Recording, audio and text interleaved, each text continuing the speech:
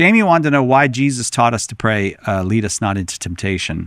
Yes, and so fortunately, this is an area the Catechism talks about directly. Makes my job very easy. So the Catechism, in its section on prayer, goes through the Our Father bit by bit, and it's extremely worth your while. It just, you do a deep dive on a prayer given to us by Jesus Christ.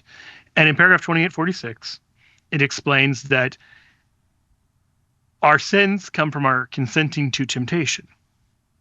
So if we want to not sin, we want to not just not sin, we want to avoid temptation that might lead us to sin.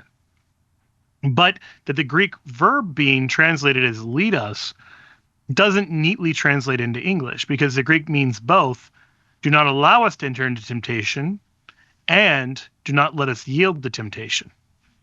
But this is one of those words where it cannot be easily kind of translated in a way you could just pray. Like if you're giving the footnote every time you try to do the Our Father, that'd be cumbersome and unwieldy. So you just have to settle on good enough kind of language.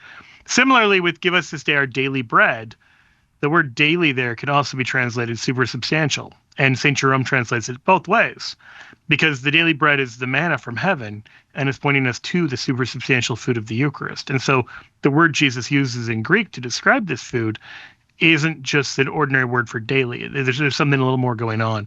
That's sometimes hard to get in translation.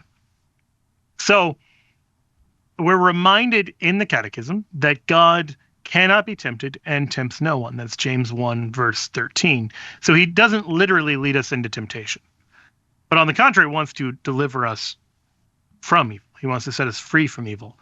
And so we ask him not to allow us to take the way that leads to sin. That lead us not into temptation is not because we're worried that God is going to lead us into temptation, but that we might go into temptation on our own, and we're asking him to lead us in a different direction.